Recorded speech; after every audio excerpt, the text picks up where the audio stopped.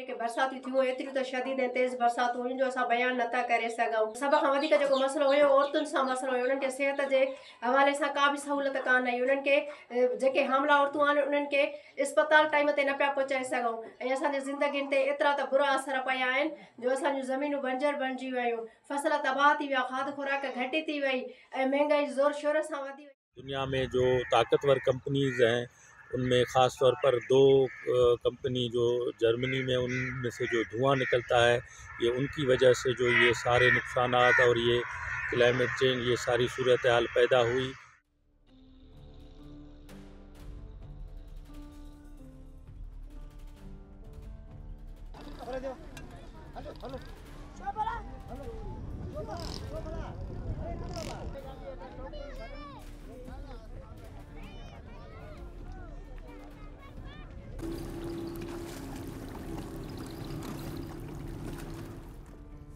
Hands medico international Germany और ECCHR Germany के ताउन से सिंध के किसानों को जर्मन कंपनियों के खिलाफ, वो कंपनियां जो कि जिनका नाम RWE और हीडलबर्ग मटीरियल्स है, इंसाफ के लिए कानूनी चाराजोई में मदद फराहम कर रहा है। ये दोनों कंपनियां दुनिया की बड़ी आलूदी फैलाने वाली कॉरपोरेशन में शुमार होती हैं।